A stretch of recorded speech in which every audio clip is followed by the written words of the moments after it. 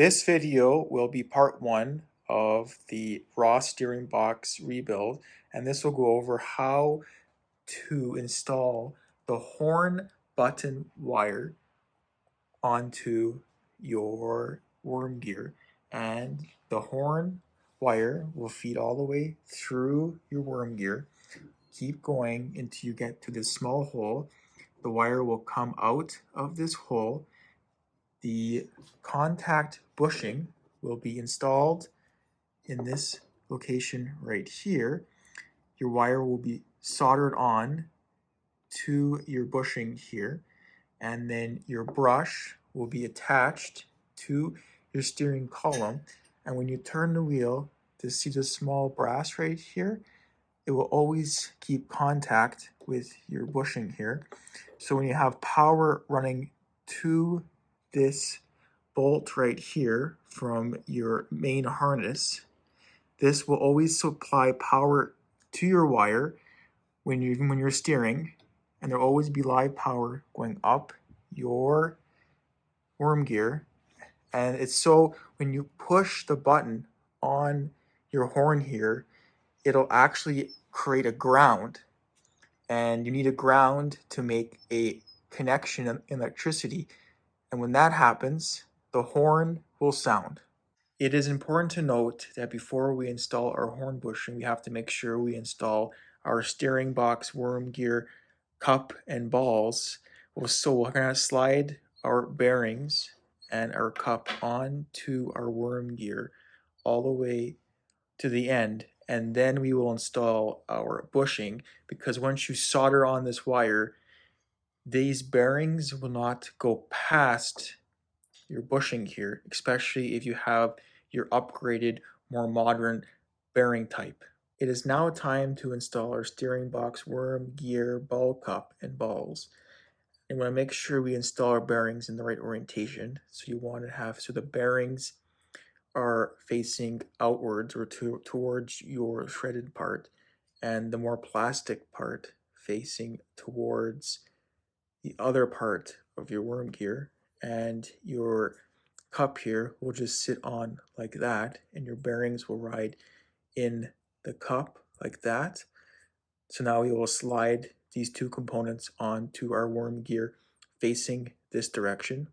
Now we will install our bearings and make sure they are orientated in this direction, and just slide them on to your worm gear, pushing them all the way back and make sure the bearings don't fall out.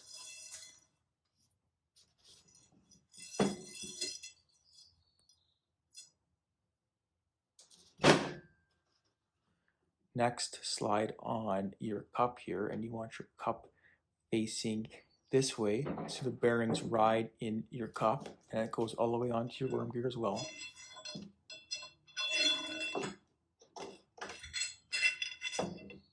In addition, make sure you install your steering box top cover onto your worm gear, because this won't make it past your bushing as well. And your top cover of your steering box goes in this orientation, so these bolts can be bolted onto your steering box, and it just slides on as well all the way to the back here.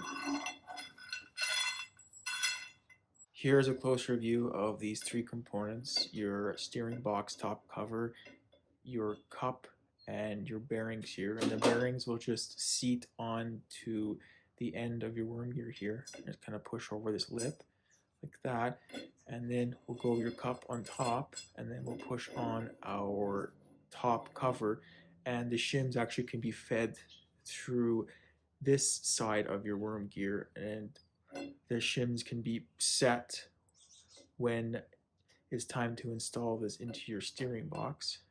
When you first purchase your new horn bushing here, the bushing will actually be too tight and will not fit onto your worm gear. So we have to ream out this rubber right here on the inside of your brass bushing here, and we'll just use a Dremel sanding bit here, and we will just sand out the inside of the rubber here, and that will make the brass bushing a bit larger, and then it will just slide right on to your worm gear. Now it is time to install our horn bushing onto our worm gear. So we will just slide it on after it has been properly reamed out. This may take a few test tries, and you want to make sure it's a nice snug fit, and we'll just push it all the way back to where the hole is that comes out the side of our worm gear. Here is a closer view of the horn bushing on your worm gear, and this is the hole I'm talking about that comes out of your worm gear for the wire for your horn, and we will push your bushing past the hole, and now we will feed the wire through this hole coming from this end. Now it's time to build your horn wire. So there are three components. There is your plastic part, your spring, and your brass end. First, we'll go on your plastic part onto the end of the wire with the bigger end facing inwards. Then goes your spring, and lastly goes the brass component. And now you push those all the way up the wire here.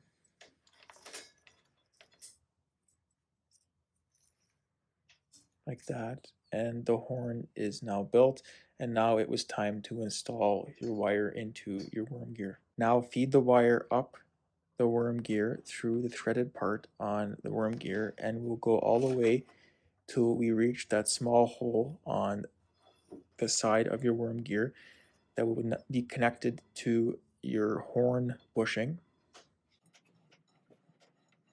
The horn button wire is now fed all the way through our worm gear.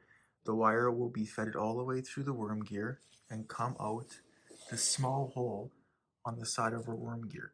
And this is where the fun begins. So we have to solder on our wire that comes through the small hole onto our horn contact bushing. And it's important that we use a lead-based solder ROSIN core, as this will be the best for electrical connections, and the solder will actually stick to the brass and your connection will be good.